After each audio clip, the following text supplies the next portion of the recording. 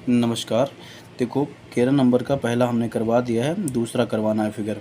ये त्रिभुज A B D, जो त्रिभुज है ए बी डी, देखो त्रिभुज ए बी डी, ये त्रिभुज ए बी डी और समरूप किसके, सी बी ई के, सी बी ई के। त्रिभुज जो ए बी डी है वो समरूप दिखाना है सी बी ई के, ठीक है। ये हमको दिखाना है ए बी डी त्रिभुज, आपको दिखाना है सी बी ई के समरूप है कि नहीं है। तो हम लिख लेते हैं। बहुत प्यारा क्वेश्चन है, बहुत अच्छे से करेंगे, ठीक है। पहला हमने करवा दिया, सेकंड इसका करवाना है। तो चलो हम लिख लेते हैं कि हमको क्या सिद्ध करना है, ठीक है। तो देखो हमको यही सिद्ध करना है कि त्रिभुज ए बी डी समरूप है त्रिभुज सी बी। तो हम यहाँ पे लिख लेंगे, हल करेंगे यहाँ से जब हम, तो हम थोड़ा लिख लेंगे, थ्योरी भी लिख लेंगे, कोई दिक्कत नहीं। यही त्रिभुज लिख लेंगे, त्रिभुज ए बी डी व त्रिभुज सी बी ई में, ठीक है। ये दो त्रिभुज लेंगे, दोनों त्रिभुजों में ही लगाएंगे। तो यहाँ आप ध्यान से देखो ये हमने बना लिया है, आकृति भी सामने बनी रखी है।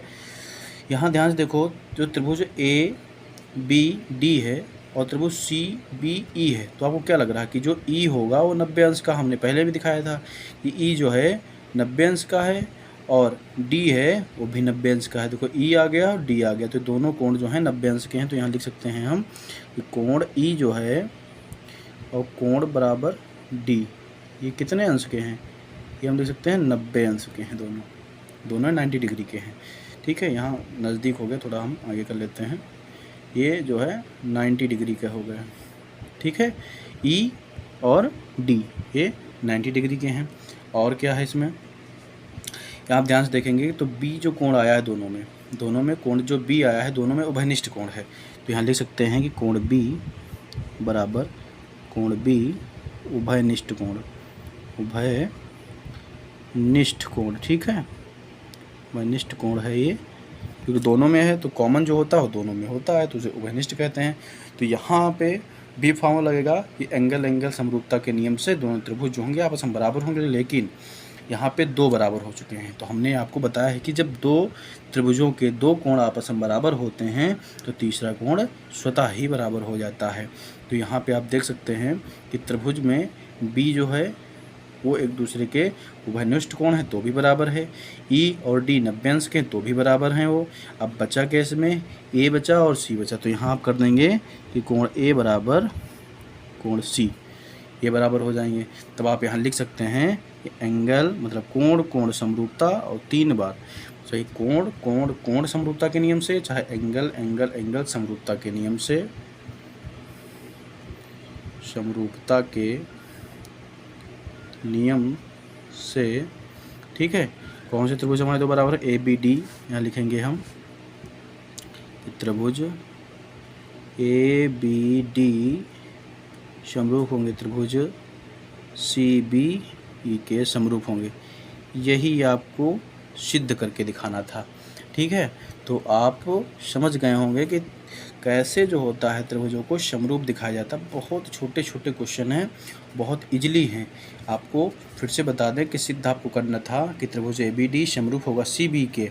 तो हम ए बी डी व सी बी में दो त्रिभुजों में ले लेंगे। तो ध्यान से देखना, कोण ई जो है, जैसे ये है कोण ई हमारा 90 अंश का है। अगर ये त्रिभुज हम देखें, हाँ, अगर हम ये देख रहे हैं तो कोण हमारा ई जो है 90 डिग्री का है और कोण डी भी हमारा 90 अंश का है। तो पता ही है कि कोण डी जैसे किस में लगाया गया है, एक तो लगाया गया है हमारा, देखो यहाँ पे ए बी डी, एक तो लगाया ए बी डी अगर लगाया गया है तो हम ऐसे कर ट्राइंगल कर लेंगे, सीधा कर लेंगे। तो ए बी डी देखो हमारे 90 अंश का जाएगा, नहीं जाएगा, ए बी डी हमारा 90 अंश का जाएगा, ठीक है। और सी बी ई मतलब सी बी ई, तो बी ये जो ई हमारा है ये भी 90 अंश का है, ठीक है। तो हम यहाँ पे 90 अंश कर देंगे। बी दोनों में आया है तो बी हमारा उभयनिष्ठ कोण हो जाएगा। अब जब दो कोण बराबर होते हैं तीसरा अपने आप बराबर हो जाता है। तो इसीलिए देखो हम यहाँ पे बी देख लिए, यहाँ बी देख लिए, बराबर है, डी देख लिए, ई देख लिए बराबर। यहीं पे देखना है कि सिर्फ आपको ए देख लिया और सी छूट गया था, तो ये दोनों कोण आपस में बराबर होंगे। बराबर करके आपको लिख देना है कि एंगल समरूपता के नियम से त्रिभुज ए बी डी और त्रिभुज सी बी ई आपस में समरूप होंगे। तो ठीक है, अगले पार्ट में हम इसका तीसरा क्वेश्चन करवाएंगे। ठीक है।